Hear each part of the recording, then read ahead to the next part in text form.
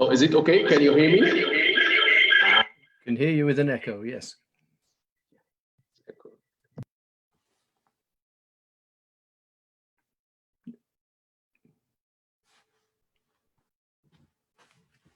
Oh, can hear you again now. Now it doesn't echo, right? The echo's gone. Yeah, Fantastic. and it works. Yeah, very good. Let's get started. Excellent, good. Okay. So, hello everyone, and welcome to the second episode of Leadership Night podcast. I'm Ahmed. I'll be your host tonight. I'm so delighted to welcome our special guest, Steve Towers. Steve is the founder and executive vice president of the PPG. His wealth of experience in consultation, design, and deliver a large-scale program over 27 years. And also, Steve has been acknowledged as one of the world's top 30 customer service professionals for 2019, and also acknowledged as the world's top 30 global gurus for 2020. Additionally, Steve has published many books, appeared on TVs, radio, and sports, and supports and development of all approaches for the progressive enterprise towards customer-centric operation and practice as well. Steve's latest 2020 co-authored book, There, is already on the way to becoming his new bestseller, featuring the successful transformation story of the world's largest utility company. Also, if you are a fan of the Six Sigma, then Steve will help you. Steve co-manages the world's largest Lean Six Sigma group on LinkedIn, over more than 600,000 members of this group. And of course, he can answer all your questions about Six Sigma as well. He also directs and manages more than 20 progressive LinkedIn groups. He is so active on LinkedIn. He has this charisma and appearance in the LinkedIn, and also I knew Steve from LinkedIn as well. I highly recommend you to follow his LinkedIn page. He has a lot of experience to share with you as well. Steve frequently also chairs keynotes, the major conferences of the theme of business transformation and customer experience as well. Steve, welcome to the Leadership Night. I'm so delighted. I'm so excited that you have given us the time today. It's my pleasure. It's wonderful to be here. Thank you so much. So what did I miss? When I was reading your bio, I found a lot of achievements, a lot of accomplishments, and also a lot of experience. As I mentioned, more than 27 years of experience in the customer service, and also many books that you authored or co-authored as well. So as we were discussing before this podcast, I told you that we are here to learn from you. I have many people here over Zoom and also Facebook. They wanted to learn. They are either from customer service backgrounds or call center, which they serve also the customer as well. So what are the new ideas, the new trends in the customer service? And also, what do you prepare for us? We are all yours. We are all ears. Okay, thank you very much, Hamid. What I've done is I put a small deck together, which we'll make available to everybody who's involved today. And basically, what the deck is, a deck I use, and I've customized it for this purpose.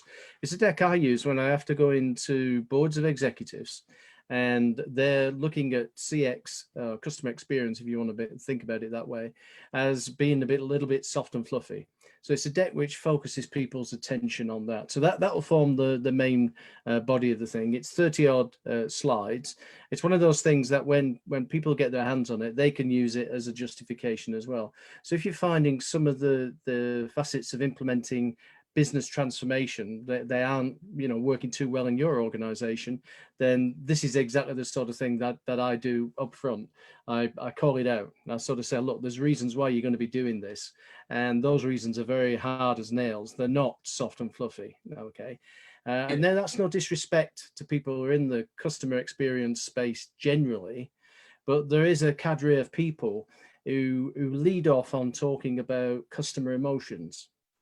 And my view on that is, yes, of course, we want customers to have the appropriate emotion for the experiences they're going to have with us.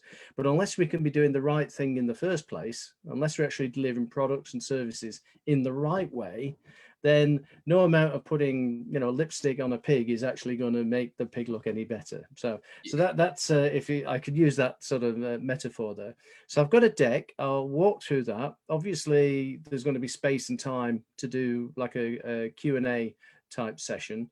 And as we were just saying there, please do connect with me. There's a couple of slides in there that when you get the deck, it's got my links and things like that. So I'm not going to spend a whole bunch of time on it. So if I can just share my screen. Oh, I think Hamid, you'll have to let me share the screen. Yeah, 1 second here.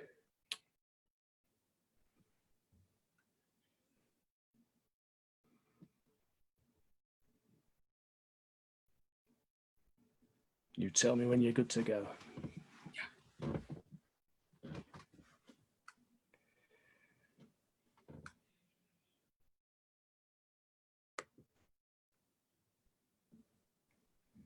So it's done. We are good to go. Great, fantastic. Let me just get the right, make sure we got the right PowerPoint deck. You don't want to be seen. I did a radio thing yesterday with South Africa. And of course, I threw up the deck, and it was the wrong deck. So we spent 2 or 3 minutes reviewing somebody else's deck. But there we go. So what you should be seeing there is sort of a picture of yours truly with a whole bunch of books along the bottom, including the one that was just referenced, the Der book, which is that story of a massive organizational transformation in a former communist state-owned entity in Eastern Europe and utilities. And the first thing I'll say off the bat is, my career goes back. I started as an industrial engineer, and I cut my teeth on processes and engineering and enterprise architecture and all these other sort of things that many of us will be familiar with. And I worked in corporate land. I was in the financial sector, and my last corporate incarnation was director of technology and operations within Citigroup. So a big American bank. So though I've got a very British accent, and of course I was born in England, my home is actually in the States. It's in a place called Colorado, hence the cap, if you can see it. The mountains are calling and I must go. But yeah, that's for another day. So I spend my time, 50–60% of the time, inside organizations, helping them do this stuff. The organization that I come from, bpgroup.org, that you can see on the screen, is we operate as a not-for-profit. And it's very deliberate that what our key performance indicator is how quickly have we upskilled organizations to do this for themselves. So this isn't about parachuting in 20 consultants and then going all over the organization and telling us what we already know are the problems and just glossing them up. No, this is about upskilling people. And I'll talk to you a little bit about that later. The books are thematic about the times that we're in. So the first one, though, is back in business process reengineering, was back in the early 90s. And Michael Hammer and Jim Champy came up with this idea of, don't automate, obliterate. So that really appealed to me, because so much of what we are doing around customer experience and customer centricity, people will talk about digital.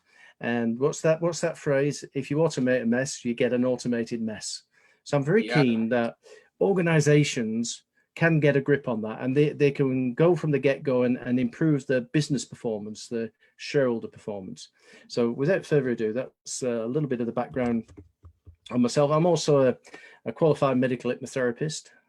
So when people say to me, I'm not sure I'm going to get this stuff, Steve, I say, leave that to me. I'll work on that for you. Okay. And I specialize in trauma counseling. So we're all in a state of trauma at the moment, aren't we? So I was just hearing some of the stories of some of the people just before we started, and that was very interesting. So let's get into this deck. As I say, it's 30 odd slides. The whole idea is I wanted to give you something rather than just be, a talking head and have an interesting sort of time together. Give you something that you could use and customize. So I'll give you this both in a PDF format and a PowerPoint format at the end. The reason you get it in 2 formats is, of course, PDF preserves all the fonts, whereas if you get it in PowerPoint, unless you've got these particular fonts on your system, it'll screw with them. But the whole idea is that you get this. So it's all about building the case for customer centricity.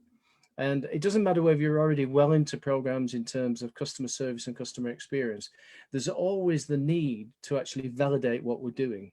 So though this is aimed primarily at organizations who are just really getting into it and trying to understand it, and perhaps have the wrong perception of it, the whole essence of the messaging is that what you can do is you can take these ideas and actually relate them back in your own organization and your own context.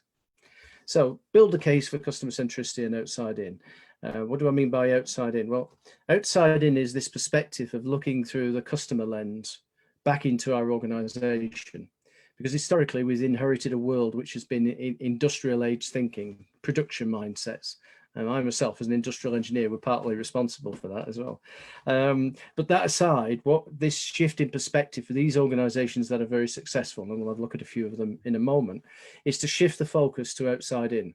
And that was a theme back in, 10 years ago when I wrote the book called Outside In, which was a storybook for CEOs, effectively. And so it wasn't a great technical book. Some of them have been quite technical. It was a book which focused on the case studies of organizations who'd made this transformation and were beginning back then, 10 or so years ago, to break new ground. Now, fortunately for all of us on this call, is that ground not only got broken, but it got built upon. And of course, we now have a lot of splendid case studies that we can talk about. But still, we have people who perceive customer experience, customer service as being a nice to have, whereas it's key and essential, especially in our sort of post-COVID world as we move to that area. So one of the kickbacks I sometimes get when I start talking about this is that organizations will put the blame for the lack of performance on the competitor. And Albert Bray came up with this observation, those comments there about Amazon, Netflix, Uber, Apple, and Airbnb, talking about what those guys really got was understanding what customer needs were, what customer needs are, and being able to sometimes to interpret what those needs are before the customer themselves knew. Whereas the other people, the ones who went bust, like Blockbuster, for instance, they were stuck in a mindset of still doing the same old, and just improving it. So they got really good at making products that nobody wanted anymore. That was the essence of it. So these people we talk about, the Ubers, the Airbnbs, and the Netflix, yeah, they're changing and transforming the world, but they're not doing it because they're obsessed over competitors. They're what Jeff Bezos refers to as being customer obsessed. They're looking all the time at getting a better understanding of their customers, listening 100% of the time to what the customers are saying. So with that in mind, I just wanted to sort of put that on there. So the disruptor has you in the sight, as we would say. So if you haven't already felt those sort of waves of transformation coming around your business and industry, and it doesn't matter whether you're in a for-profit, whether you're in a governmental organization, charitable organizations, state, everywhere where there's a customer, this is happening. And I'm trying to think of organizations on the planet that don't have a customer, and I don't think there are any. So this is appropriate for everybody. So Amazon, of course, are leading the way, and of course, testimony to the fact that Jeff Bezos is the richest guy on the planet. They must be doing something right, but they're following a set of principles, and we're going to talk about those principles here and now. Some of the guys who've retained my services in the last decade, the last 10 years, I've actually been in business around about 40 years now, so that's obviously way too long. But you'll see some of those, all different parts of the world. Naturally, when I'm talking about examples, I use the ones that I've got direct experience of. If you talk with any of my colleagues across the BP group, then they're going to draw on different experiences. You know, so there's guys like the CX rockstar, James Dawkins, who you've got to get on this show. He's really splendid. He's just hosted today the CX quiz. I mean, talk about bringing a fresh perspective on this stuff, you know, rather than the same old. So naturally, I pick out sort of case studies from some of these organizations that I've closely worked with. The stateside ones reflect where I've lived in the States, in Massachusetts, Texas, and now Colorado. So I'm up there in the Rockies. At the moment, I'm coming to you from the UK. I managed to fly back just before COVID hit, and we've been in a virtual lockdown for 5 months here in the UK. I'm staying at our sort of daughter's place. So we're just making waves now at sort of trying to book flights back and things, but you get the picture. I'm all over the world working with different organizations, doing different things. So we'll have a chance to ask questions about that later. Now, another thing that's happening is this perception of B2C and B2B, so business to business and business to consumer, through the idea that these two things are separate and different. They're not. You're either a B2B2B2B2C, or you're a direct B2C. That's the essence of it. What you've got to do is figure out where's the money coming from. So in Amazon, people say, yeah, Amazon is a B2C. No, they're not. 70% of sales in Amazon come from B2B type activities with Amazon Web Services. Right. So you can apply these principles. It doesn't matter whether you're in working in a hospital and you're a nurse, or whether you're the CEO of one of the world's largest global corporations, or whether you're a one-man band. You can apply these principles to the work that you're doing. And in doing that, you can make significant changes. So I throw that in there because sometimes you get kickback saying, we're not an Amazon, Steve. And I go, what is an Amazon? What do you mean? They go, well, their insights, their innovation. And you go, it's a bunch of people with a common purpose using a set of techniques and tools which have been tried and tested and proven. That's you can boil it down to that. So if you're thinking about in terms of different organizations, and then I've got a couple of slides here, which I like to, there's a lot of stuff we can talk about in terms of leadership and transformation. But this was something I drew a couple of years ago, which was, what I wanted to do was contrast the traditional way organizations have looked at improving with what I refer to as outside in. Amazon call it working backwards, but the principle applies. We would start off traditionally developing products and services. We would take those to market, and then we find customers, and we segment customers by circumstance. So where do you live? What's your income? What's your family situation? And so on. And in fact, we can sometimes find ourselves pitching at the whole world, and we end up on the right there in a big bad mess. Well, why is it a big bad mess? Well, the reality is that the structures that we've inherited were never designed to do what we're trying to do in the third decade of the 21st century. They were designed for, making cars more efficiently, more effectively. A lot of the techniques that we've got were all about making our factories better. Right. And we took that factory mindset and then applied it into the service world. Well, what's that about? Why did we do that? Making everything look like a production line. Now, those structures were designed to operate with productivity and efficiency and effectiveness in mind. So if you imagine your traditional silo structure, we'll have a look at one of those in a minute or two. And then customers changed. You and I became fickle. We became less loyal. We became very choosy. And there is a magnitude of thinking that says customers have become promiscuous. So not promiscuous in that way, but promiscuous in the sense that we will go with anybody who can provide us with the right product and service if we have a choice. So things that were the bedrock of the past, standardization, commonality, customers having very predictable behaviors, well, they've gone out the window a while ago.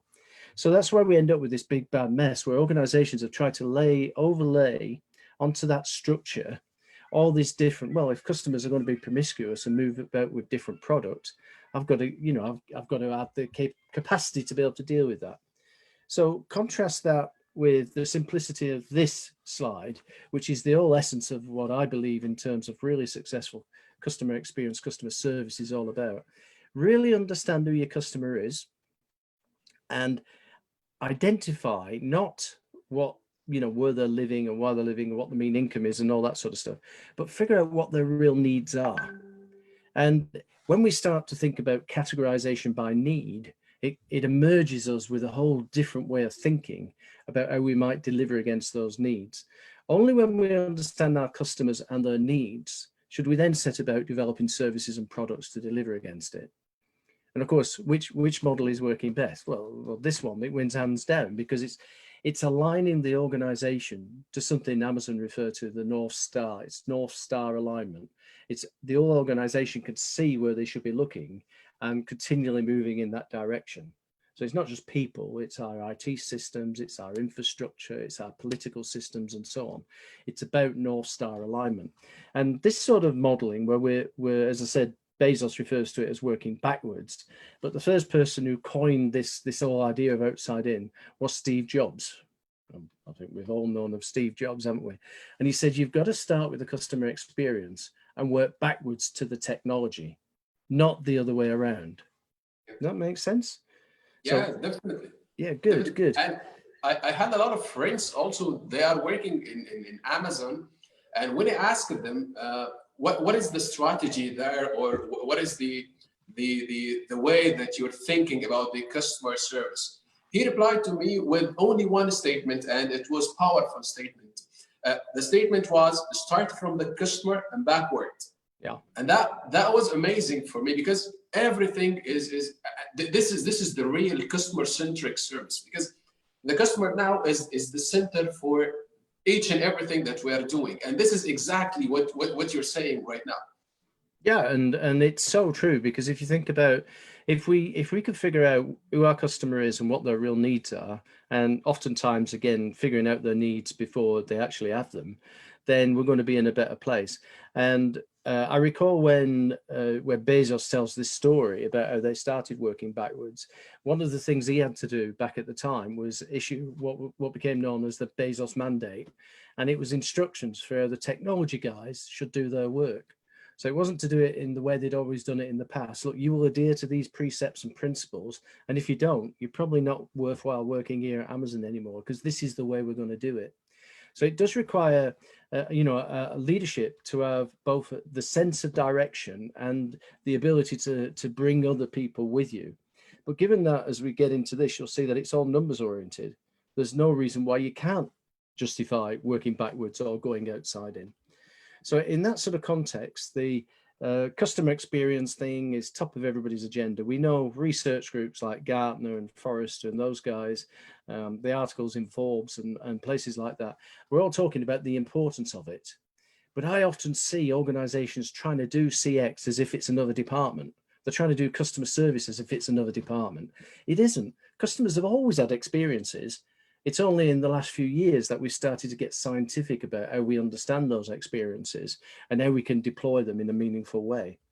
So this all sounds good and proper. So what's getting in the way of delivering it? Well, it's this structure. It's our functional specialist silo structure. And everywhere I go on the world, before, 2019, I did 400,000 air miles. So everywhere I go on the planet and I say, can I see how you're structured? Invariably, it's going to be a chart that looks like this. Now, the interesting thing is this chart doesn't physically exist. It's not like a chair or a table. It's a collective hallucination, but it bounds the way we think about the work that we do. Right, so I'll just let that sink in, Matrix-like. It's a collective hallucination. It's not real. And yet it bounds our lives and our careers and the way we think about what we want to do and how we want to do it. So why is it wrong? Well, it was designed again with this idea that there are functional specialists, as we see the sales, operations, customer service, and so on. And these people have unique sets of skills, and they're also driven by key performance indicators, which are appropriate to the work that they're doing. And think about that. It's appropriate to the outputs they're achieving. So of course, in call centers, we all know average handle time, abandon rates, sort of delayed work, and all the other sort of metrics that we have around the place. They're all measures of doing things. Well, wouldn't it be cool if we had measures in customer experience centers of the outcomes we were delivering? Well, this structure, the functional specialist silo structure, was never designed to do it. So let me prove it. If we overlaid that with an experience or a process, and the two are interchangeable, by the way. So to that point about the Six Sigma at the start, people will say, Steve, have you left the world of Lean Six Sigma, even though you're a master black belt and you got that from GE? Have you left that world? I go, no, everything's a process. Everything anybody does anywhere is a process.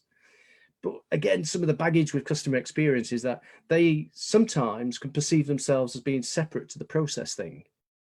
And the reason they would say is that although that process stuff is all old industrial age stuff, and you say it doesn't have to be. It's a pattern of behavior. It's a pattern and a way of doing things that if we connect the dots in the right way, we can take it to a new place. So here we've got a process, an experience meandering its way through the organization. So classically, if we were to put the paying customer onto this diagram, where would we normally put them? Where would they go? Yep, you're probably right. On the extreme left and the extreme right. All right. And we talk about end-to-end working.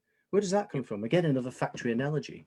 We talk about, the people who are sort of facing off to the customer, they're in the front line, right? Well, that's a warlike analogy, isn't it? Are we fighting the customer? Are we fighting the customer? I shouldn't think we ought to be. No, they're down in the trenches. Another analogy which we've inherited. So let's think about this for a moment. We're banging the drum as the CEO of this wonderful organization and saying the customer is really important to us. It's changed so much in the last few years. We've got to focus our attention on it. And the person in operations there in the black box says, oh, I get that. I'm a customer myself. But hey, do you know in the value chain, I'm 9 steps away from the customer on the left, and I'm 4 or 5 steps away from the customer on the right. So I hear what you say, but the customer's not my job, somebody else's job. The reality of that is the only reason it's not their job is the way we've drawn the chart. Now, as we've already said, the chart is a collective hallucination. What if we drew different charts where we put the customer at the center of everything, right? And we drew charts of people and processes and systems in concentric circles going out from the customer, right? And it would still be a collective hallucination, but it's one that's probably going to be more appropriate for the time we're in now. So the customer's not my job is a cry we hear. So somebody saying we have to be customer centric, it can be a tough sell. So I'll whiz through these slides so you can read them offline. Why do we need to be customer centric? Couldn't we just try better at doing what we're already doing? Yeah, just do more of the same. Well, there's 4 reasons why. It makes money, it reduces costs, it boosts motivation, for every one of us who's working in these environments. And oh, by the way, there's no choice as well. So let's skate through this landscape. So number 1, it makes money. Well, what do we mean by that? How does that actually hang together? So many arguments, as I've already indicated, around customer centricity are soft and fluffy. Right. Yes, we do want to get the right emotions with customer. And yes, we do want people loving our brand, but we're not going to get there if we're not doing the right thing. Right. Those emotions, though, that customer happiness come about as a consequence of being able to promise something and deliver it successfully. So managing the expectation. Right. It doesn't come about by, you do something wrong and then you go into apologetic mode and you try to bribe the customer with, staying with you. Let's figure out how to get things right. Now, that is a core competence of people who've done things like industrial engineer, who have process mindsets. But what we can do is we can look beyond just looking inside the organization and extend it out to the complete customer experience. And that's a big differentiator for those organizations who really get it.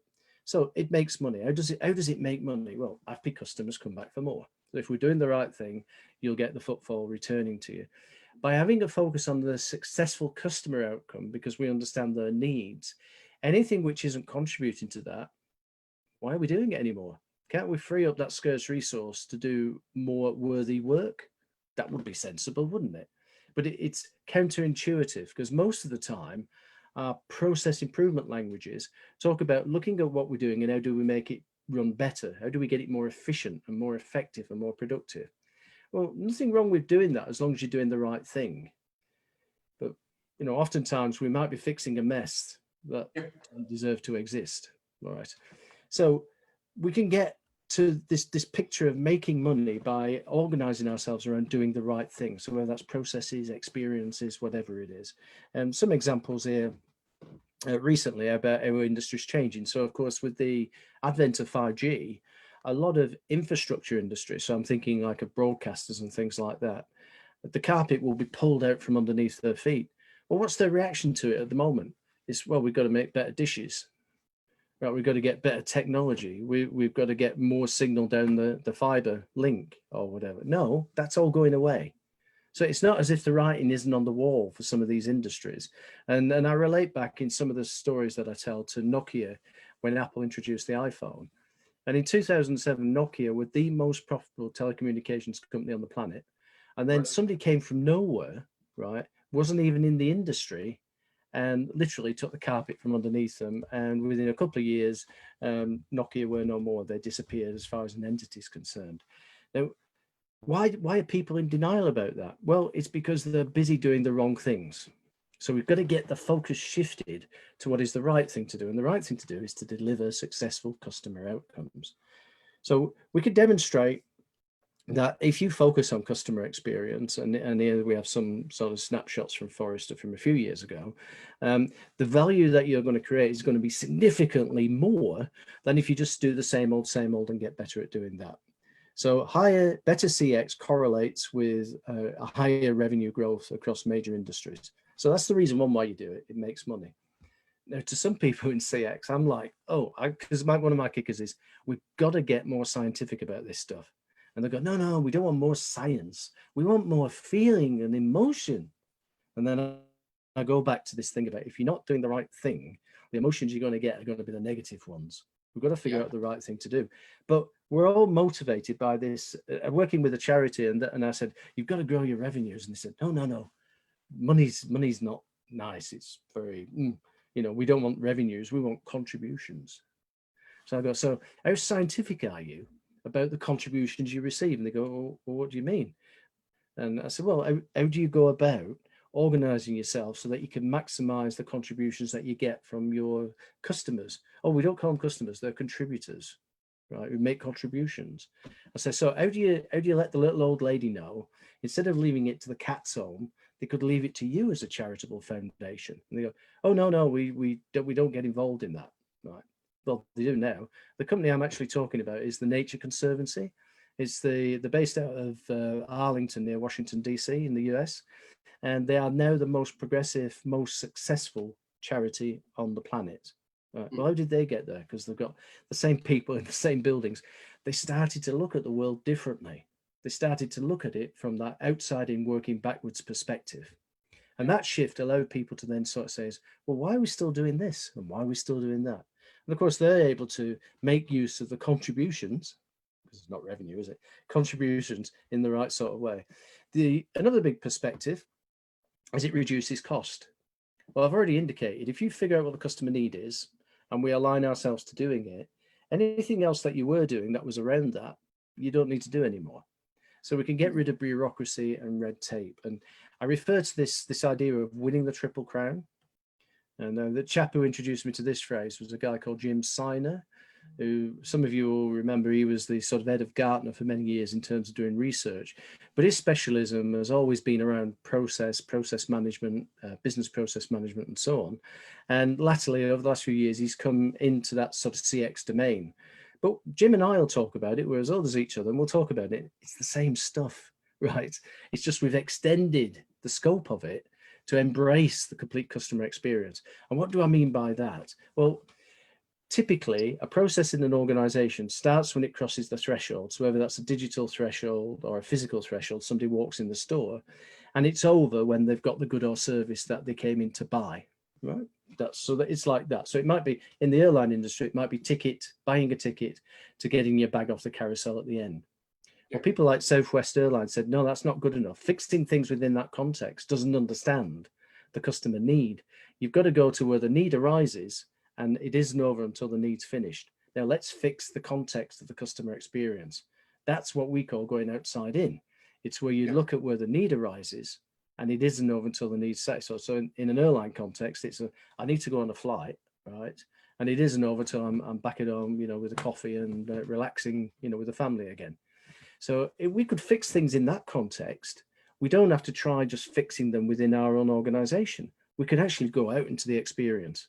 So there's lots of examples of that. And one of the links I'll give you later is that you sign up for the pre-publication version of Customer Experience Secrets. So it's not I'm trying to do a sales pitch. No, it's free. I'm going to make it free for everybody who's on this call. So we don't have to be stuck in this maze and this dilemma. These are all what I refer to as moments of truth and handovers going on inside an organization. The bottom line of Post-its there is the time scale. And this was a classic insurance claims, automotive claims in the US, right? And they took all this considerable mess, and you can imagine all the associated costs, because all those things are tasks and activities and work being done, and changed it. So instead of all those tasks and activities, they could do what used to take them 20 days, they could effectively do it in 2. Now, you don't get from 20 days to 2 by examining your 20 days. That's the inside out way. What you've got to figure out is what is the right thing to do, and then how do we migrate from the old to the new? Again, I'm sharing some of the insights, which are so simple, it sort of beggars belief sometimes. But this is exactly. So you have a car accident. Classically, you'd have to fill a claim form in, go and get 3 quotes from different garages, discuss with them what your deductible or your excess is on your policy, arrange for the car to be fixed, arrange for a replacement car, then go and collect your car, and then finish off with the claim. And that's why it took 20 days. what Progressive do, as the name is on the frame there, what Progressive do, you have an accident, they have a little black box installed underneath the hood or underneath the bonnet, if you use that. It depends on where you are in the world, doesn't it? And when this car comes to an unnatural stop, it sends a signal back to base. Base phone you on your mobile phone. Are you okay, Steve? Yeah, I'm fine. I just hit a slick patch. The car's off the road. Is the car out of the way of the traffic? Is it so? Yeah, it's fine. Stay with your vehicle, Steve, and we'll have somebody with you within 20 minutes. So, and somebody arrives in 20 minutes with a set of keys for a nicer car than the one that you've been driving, right? And says, we'll bring your car back when it's fixed. End of story. No claim form to fill in. The person who arrives to give you the keys, of course, is a qualified assessor anyhow. So if they need to liaise with the police or any other witnesses, they can do it.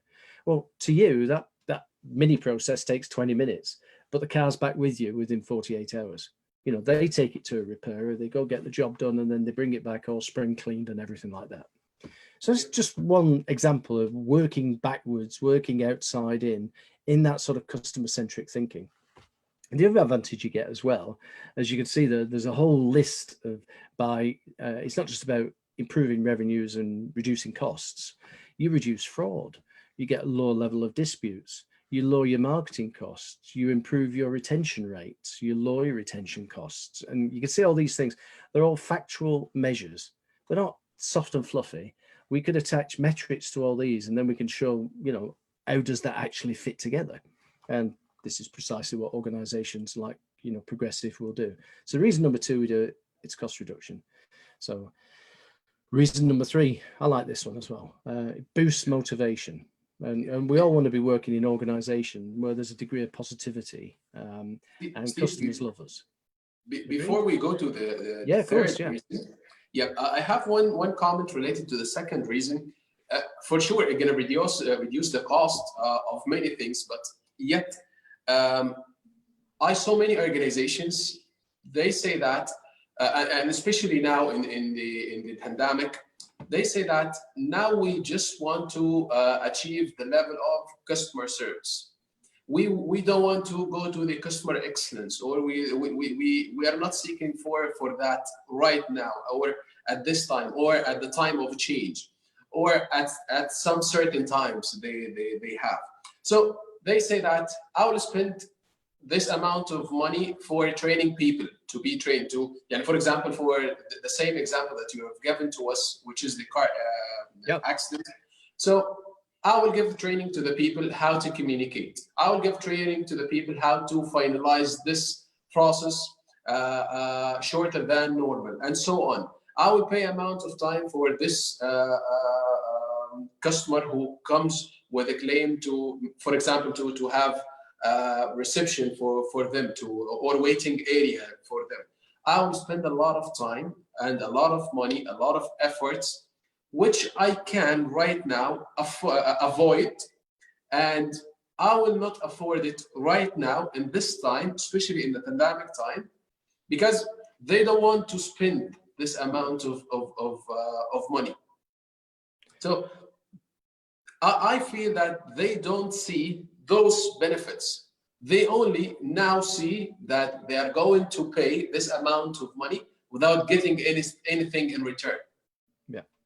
And you will meet that resistance, and that's very much what this deck is about, is to actually demonstrate to, and where I like to pitch this deck is the chief finance officers, right? Of course, I'm privileged in the fact that I can do that because I've worked with a lot of these organizations. You saw the names earlier on, but the CFO will drive this. And how many people would say the CFO driving improved customer experiences and customer service? How does that work? Well, it's obvious. If you're actually managing to grow revenues and reduce costs as a consequence of doing this, it's not a pitch, but the thing I say to people, look, any project that you're working on, which is about customer experience and it's doing it from the outside in, is self-funding. It will pay for itself, you know, within a quarter. Right. So you don't have to be looking at an ROI on this. You don't have to be thinking of a return on investment. It's not the radio program I mentioned yesterday. We were talking about the challenges for digital, right? And so digital CX. And my take on that is, look, unless you figured out what the right thing to do is first, don't start doing anything. Don't go and automate stuff. Don't go and start doing all that data analysis. Figure out what the right thing to do is, and only then align yourself to do it. So the idea that, you know, there's a mindset out there of customer service thinking, which says, "Oh, we're not about customer excellence." This isn't about customer excellence. This is about doing the right thing, delivering a successful customer outcome. And if we can get laser-like focused on that, anything else we're doing can fall away. You know, we can get rid of the bureaucracy and the red tape, and we can be more direct. So if it wasn't for the fact that there's literally dozens and dozens of examples of organizations doing this, and so that's what I do, is it's not about a charm offensive trying to convince them. If you trained, and our ethos in the BP group as a not-for-profit is to train up a bunch of coaches and mentors in each organization so they can do it. So you'll have seen some of those organizations, even with 40 years under my belt, I couldn't possibly get across all those organizations and run transformation programs. So our coaches and mentors are all about spending, they'll talk to you about one at the end of this. It's like a 4-day, 5 hours a day program where we train up a couple of people and then they go and train their own organization. And that's how quickly it can actually happen as soon as you've done that. So I take your point exactly. But the whole idea of doing a deck like this is to get away from that sort of, it's not about customer happiness for the sake of it. This is going to save you a fortune and it's going to please the shareholders. So whether we're shareholders as citizens of our you know, government entities, or whether we're actually shareholders of a charitable organization, this stuff aligns with that success. So thank you. That was a great question, great observation. So it reduces, so we've got, it grows revenue, it reduces money, it boosts motivation. So we all want to be working in organizations where customers are happy, because we know that if we're working in organizations where the customers are dissatisfied, that has a very negative impact on our psyche, on our ability to be able to, you know, deliver service and so on like that. And there's enough surveys out there which actually demonstrate that, you know, happier employees will produce more content customers. And in fact, if you look at somebody like Richard Branson, the CEO of Virgin, he often says his most important customer is his employee. Because if I can't give them the right tools and the right techniques and the right wherewithal to be able to do their job, I'm not going to get happy customers. I'm not going to get satisfied customers. So his most important endeavor is ensuring his employees have everything that they need to be able to do the job successfully on behalf of the customer. So that again is another nuance where we sort of think, you know, we're going to build the best customer service in the world, but if we're paying people in the wrong way and we're disenchanting them and demotivating them, it's not going to work. So we have just got to get the line straight. So happy people make more profit. You don't have to believe me on that. Again, there's enough sort of surveys which actually show that. But of course, if you talk to some of the more draconian old industrial age type managers, people who are oftentimes my age these days, is they don't like the sound of that because it's taken them like 30 or 40 years to climb the totem pole. And you come along with all this newfangled stuff about customers and stuff. What are they going to do? Well, they might accept that what you're saying is true, but they still don't want to implement it because it's upsetting. None of us like change. What's that old expression? The only person who likes to change is a baby, right? So we want to get this happy, motivated employee workforce, and we do that because, of course, we align to the successful customer outcome. So it doesn't matter what industry you're in. This customer experience management thing is the new battlefield. To me, it's an extension of everything we've done before, and I like to think about it. The way my life has gone is all about patterns. So I play chess. I'm an international chess master. I'm into meteorology, the weather. I love astronomy, so the patterns in the sky and stuff like that. Process is a pattern and customer experience is a pattern. If you could figure out what the right pattern is and then help your organization to implement it, wow, the sky's the limit. Your costs will fall away. If you're in a revenue generating organization, revenue will go up. If you're in a non-revenue generating organization, you'll be able to do more with the same, and that's better. You know, freeing up resource to do more and more things. That's got to be good. And service will improve. Customers will feel the benefit and they'll keep, you know, if they have a choice, they'll keep coming back to you instead. So tribute to Alberto Bray, who made this observation to actually shift the thinking away from being competitor obsessed and doing the strengths, weaknesses, opportunities, threats thing, and actually becoming customer obsessed. Focus on the successful customer outcomes, figure out what it is we need to do to deliver them, and then deploy that as a solution. It really comes down to being as sort of simple as that. So remember Amazon's story, they were a book club, for Yeah. goodness sake. So there's no choice. So you've answered the question, why do we need to be customer centric? Well, it checks all the boxes. So the getting it of this stuff precedes implementation. So I've seen organizations start to do CX for the wrong reasons. And of course it fails. And then they say, that CX stuff, it doesn't work. Didn't work for us. We tried it. A customer service thing, we tried it, but it didn't work. It's because they're trying to fix the mess instead of understanding the agenda's changed. So I'm going to pause now. There must be a whole bunch of questions. You must be wanted to interrogate me. So yeah. We have a lot of questions related to how the customer service in this digital world will be, because many people, they are asking right now that many business now are shifting to from normal business to digital right now. And it reminds me with at least the industry that I'm working in, healthcare. We had a issue that people, they were so afraid to come to our hospitals. Why? Because they thought that we are the main point, the huge point of the infection and the pandemic as well. So they refused to come to the hospital, even if they have any challenge in their health. But what we try to do is to change our business from the normal business in outpatients to be teleconsultations. Yeah. So people now, they call the doctor, speak to the doctor, get all the vital signs, and then to be sent to the doctor. The doctor has the diagnostics and everything, and then to send the prescription to the pharmacy. Pharmacy delivers the medicine to the patient. But the question here is, with this change, with this dynamic change, we call it the new norm, because of course, the era before Corona, it's not like the era after Corona. But the main idea now is, we as hospital or healthcare or any other industries, we are trying to transform the majority of our business from normal to digital. So I'm afraid here that we lose the passion of implementing CX. So how we can provide at least good or adequate customer service through the digital platforms? Okay, I think you've hit the nail on the head there. Interestingly enough, what it's forced a lot of people to do going through COVID, and healthcare is a really prime example of that, is to look at different ways of working.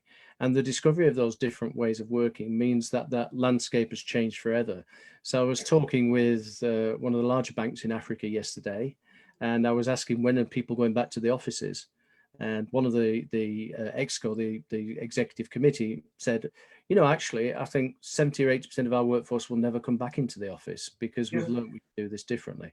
In the same way that the digital has really helped to have those remote consultations and collect all the data that we used to have to do when we would go into a clinic or a hospital situation. That's a good thing, because it's better delivering against the customer need. Now, along the way, it's not about, glossing that up, as we might say, in terms of what the actual experience is, but it's adding value into the experience. So one of the healthcare providers that I know here in Europe, for instance, what they're doing is they're getting into lifestyle management as well. So it's not just prevention and cure. It's actually, look, if I can encourage you to, do more exercise, eat more of the right foods and things like that. And you think, yeah, but they're a hospital. They're a health trust. And you go, well, isn't that the point? And they go, no, well, they're going to lose customers, aren't they? Because there won't be as many people who get ill anymore. So, why would you do that? And a really good example of that, and thinking about it from a digital component point of view, is how much of the stuff that we used to have to do manually, can we elevate and align to the customer need, and then add value in that way as well? So not just strip out the interpersonal contact. How do we do that digitally? we've all been sort of, variously working from home and using Zoom and Teams and Google Meet, all these different platforms and stuff. Yeah. But a missing component is the face-to-face, the true being in the room together thing. So how could we, in terms of our customers, the people that we're working with on a day-to-day level, how can we put that back into digital? How can we create that empathy? How can we create that sort of camaraderie that exists if you're in a one-to-one situation with the same person in the room? So it's about finding different ways of doing it. But we know the real motivator for wanting to do it is to be able to deliver a successful customer outcome, rather than thinking about how do we just do what we're doing better. It's like, if we're going to go digital, right, we've got to make sure we have the right structures in place, we get the right expertise on board around CX, we have the right level of maturity in our organization, because if people think of the world like a production line and you start talking about CX, you'll lose the battle. You sometimes have to reframe what you're talking about in their context to give them the benefit that they derive. What you mean? We can get faster throughput. We can get it from 20 days down to 2.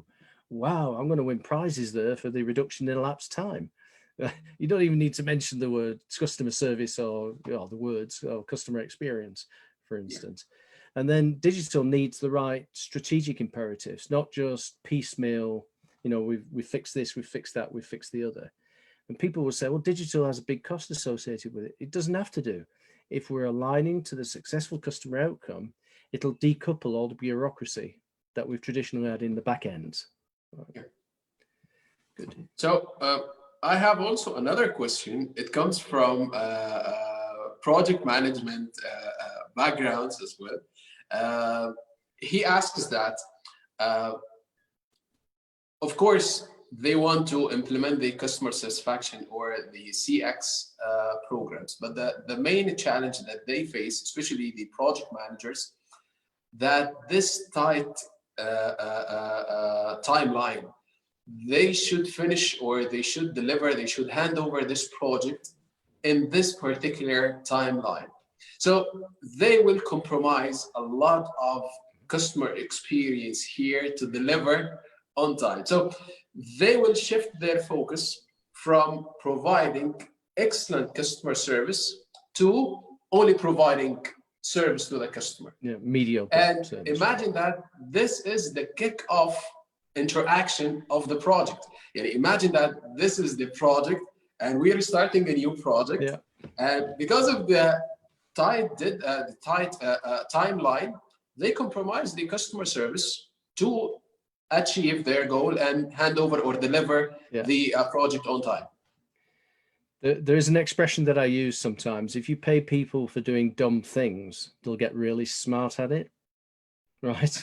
So if our reward structure, and in this instance, the metrics by which we're measuring success, did your project come in on time, to budget, and achieve those deliverables, and we put a tick in the box there. If that compromises on the successful customer outcome, then we shouldn't ought to be doing it. So where's the fundamental problem there? The fundamental problem is how our metric system works, how our key performance indicators are working, because a lot of them will still be oriented in the old world against measuring what we're doing rather than measuring the outcomes we're achieving. So if we shift our focus from the outputs of what we're doing to the outcome that we want to achieve, and the metric system guides that behavior. Whereas I'll give you an example, a call center example. A friend of mine, he runs an investment bank in London. And periodically we get together, and it was one of those gets together, and he'd been going for 8 years, a very successful businessman. And he said, Steve, I know you do this hypnotherapy thing. Can you come in and hypnotize my people to be more motivated? So I said, well, what do you mean? And he said, I've got a problem. He said, the motivation, he said, he's gone through the floor these last 2 years. So I said, well, what have you done to them? And he said, I haven't done anything. He said, it's the same people I recruited 7 or 8 years ago. He said, but there's no wind in their sails anymore. They're so demotivated. So he said, will you come in and hypnotize them? And I said, well, I can't do that. That might not be ethical if they don't want to be hypnotized. But at the same time, I could come along and let's do that. He says, I do this management by walkabout thing, every Wednesday. Could you come in then? So I go along on this Wednesday, and he said, look, we'll walk around the floor. Let's go in the call center. So we go into the call center, and bearing in mind it's an investment bank, so people are dealing with high net worth individuals. This isn't like, you know, people are buying a dozen eggs. This is like people who have got investment portfolios, right? So he said, yeah, you know, and look, you look across the call center, it looks fine, looks okay. And so he gets his team leaders together, and he said, introduce you to Steve, explains who I am. And he says, right, guys, I keep banging the drum about the customer and how important the customer is to us. And we all know that, don't we? The customer is our bread and butter. They pay our salaries. So I want you today to go out there and really not only just have a smile on your face, I want you to figure out what the best outcome those customers could get and give it to them. Can you do that? And I'm going, yeah. And he nudges me and says, see what I mean? There's just not, you know, and he goes on to his next team leaders, very similar reaction. So we go and have a coffee. And while we're having a coffee, he said, this is really frustrating me. I'm going to go back in there. He said, and I've got to bang that drum a bit harder. So after the coffee, we go back into the call center. He calls his team leaders over again. And he says, guys, I can't emphasize enough how important the customer is to us. And now we've got to deliver success at every single interaction, every moment of truth. We have to deliver success. Do we get that? No. And he said, no, seriously, I really want you to put the energy and enthusiasm into those customer interactions. Oh, and by the way, we've got to get that average handle time down to less than 3 minutes. Right. He just lost it completely at that point. It's because, of course, the people are managing themselves based on the measurement system. And if the measurement system's causing them to do dumb things, it doesn't matter. You know, you haven't solved the customer problem, but it's 2 minutes, 50 seconds. I think the line's going. I'll call you back later. Right. Failure demand goes through the ceiling. Demotivated employees result because you're not actually satisfying the customers and so on. So we do, I think, just to finish off the end of the answer to that very long answer to a short question, is we do a metrics thing where we sort of say, look at how you measure success at the moment. Get your common measures out on the table and mark with a marker pen, mark in red all those things which are measures of outputs. So in our call centers, for instance, that would be, as I've already said, average handle time, abandon rates, throughput, you know, or delays, all that sort of thing. And then mark in green all the things which are measures of outcomes, right? And you'll find typically Pareto kicks in and 80% of the measures will be red measures. So the emphasis there is we want to be measuring more outcome measures. So to your project question there is that we're measuring the wrong things, which is causing abhorrent behavior, which compromises customer success. So we've got to get that mechanism in place, which talks about measuring the right things. And what are the right things to measure? Well, what's the customer need we're trying to satisfy? Now, how can I articulate those in 4 or 5 discrete measures that we know we've delivered against that need? Right? Even when the customer can't, you know, and don't go and ask the customer what they want because they'll tell you, and then more fool you if you go and deliver it. You know, it's like asking our kids what they want for dinner. What's he going to say? Is it pizzas, gummy bears, ice cream, custard, all on the same plate, right? We know, as good parents and, in my instance, grandparents, we know what they need. And there's probably something on the green scale with a little treat afterwards. So why do we incessantly keep going asking our customers what they want? Because they tell us. And then we go and do it. And it still fails. Right? We've got to figure out what they need. Right. So I don't know that solves the problem in terms of project management, because until the measurement system changes, but then part of this whole movement around customer experience is having it's happening at every level in the organization. You've got to open the conversation about, do you know, I'm delivering projects on time, to budget, and achieving the deliverables, and you're paying me a bonus for doing that. Yeah, I don't think it's really improving customer service. In fact, our customer satisfaction figures are going through the floor as a consequence of that. Yeah, correct. Yeah, definitely. So another question related to training. The question says that they conduct the training, customer service training, a very good program, and they spend the time with the people for 3 or 5 days to conduct customer service training, a very good customer service training, and people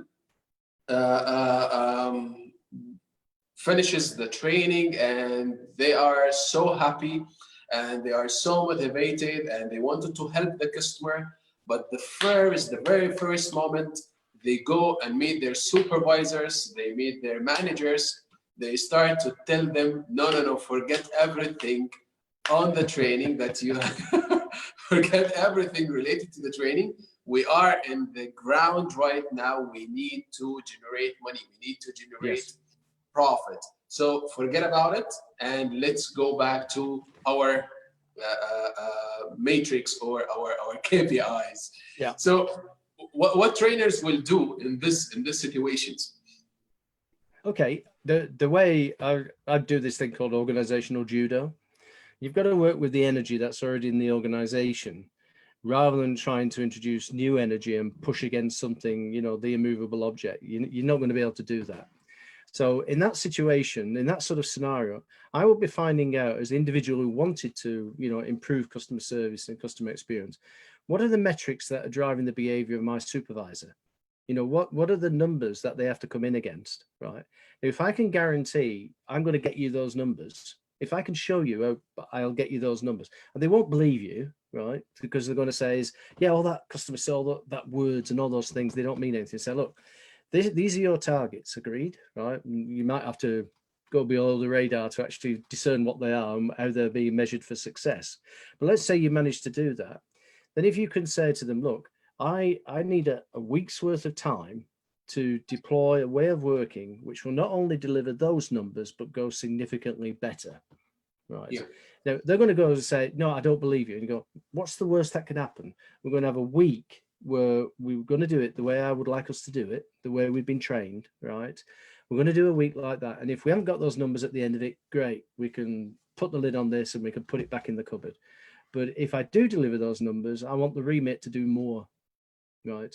So I'll talk to, when we, in our training programs, we talk about let the doing of this stuff become the advocacy to do more. Don't try to sell people on this stuff directly because they won't get it. You know, hence the very reason for the pack is that if you're going to be able to demonstrate you can reduce costs and grow revenue at the same time. If somebody come to me back in the day when I was, you know, managing the 30,000 people in City and said, look, Steve, I can reduce your cost by 5%, I would have snatched the hand off. Well, I would have probably done an elbow bump now, but you get the idea. I would have done something like that.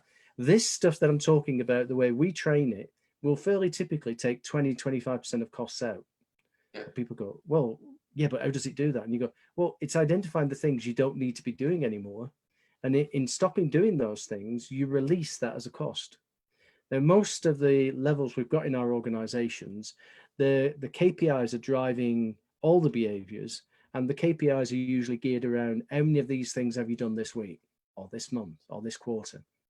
If you get the inside track on that, and then see how by doing what you've been trained to do in terms of customer service, customer experience, can meet those metrics, they're not going to argue with you. And after a week you've demonstrated it, they're going to say, well, what sort of alchemy was that? What sort of magic were you weaving to actually achieve those things? And you go, well, it's a structured approach to actually improving service and experience. Yeah. I faced that before, and I followed the same exact approach. And then I found the management, they told me that let's plot the same experience, the same exercise, the same training across all our facilities. And that was for me a great achievement, that I was able to convince them that we need to conduct the training for each and every one, because this is essential. Yep. One last question. Related to call center. I have a call center agent who asked this question. He tells me desperately, that he has a lot of issues, a lot of challenges in this environment of call center, because it's very dynamic, and some challenges happen, like if he wants to get annual leave and he couldn't because of the rush of the calls, because of the seasonality, maybe because of some changes happening, and so on. So he feels that he is so demotivated to do his work. And also his work is, let me say, it's the same exact work he's doing every day. He's responding, telling the same greeting, giving the same information, meeting the same people. It might be one particular customer who repeats every day or every single hour because he has an issue, or he knows that his company, his organization, they have issue, right? And he is obligated to tell the customer, sorry, customer, we wanted to inform you that the problem will be solved within, and so on. He tells me that, or his question seems that he is so desperate because he has this day-to-day routine. So he tells me that he might be motivated at the first 2 hours of his shift, and and the remaining 6 or 7 hours are robot. So I'm not sure what is your answer about it, but Right. it might be giving him some tips to how to overcome this desperation. Okay. It sounds like he's suffering Groundhog Day. If you have ever seen that film, where every day just keeps repeating itself, and it's like, I mean, the other perspective on that is like, you're in a waking nightmare because you know what's going to happen. You know you're going to get demotivated by 11 o'clock in the morning, and you know the rest of the day is going to be dismal, and you're praying for the end of the day. That's what it revolves around. I do a lot of mentoring as well. And what I say to people, and you meet them in those situations, is you've got to start looking where the grass is greener. You've got to be able to upskill yourself so that you've got the bandwidth to do different things. So you're not locked into that sort of time warp of it keeps repeating itself over and over again, with the same nihilistic result at the end. In the meantime, and what I counsel some of the people who I'm mentoring is, look, you're in a place where you're earning a salary, you're earning some money. You can start upskilling yourself in your spare time by looking at different, the available programs and things like that. And there's a lot of the stuff that's out there now, which is available, and it's, free, if for a small sum and that sort of thing. So start upskilling yourself to something that would interest you, right? So that you're preparing yourself for the future. So even though today's going to be as miserable as sin, it's going to be awful and dreadful and everything, when you get back to base later on, you've got something exciting that's waiting for you. You've got a call with a few other people who have similar like minds, and you're crafting something together to get yourself out of that particular hole. Yeah, definitely. Oh, I could hypnotize you.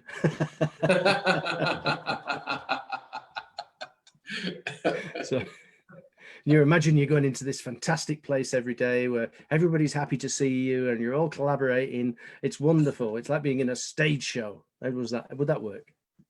Yeah. For me, it works because we we have the same routine, the same exact routine, especially for trainers or learn and development specialists, because sometimes we need to provide the same exact training for, let's say, 2 days, 5 days, 10 days in a row.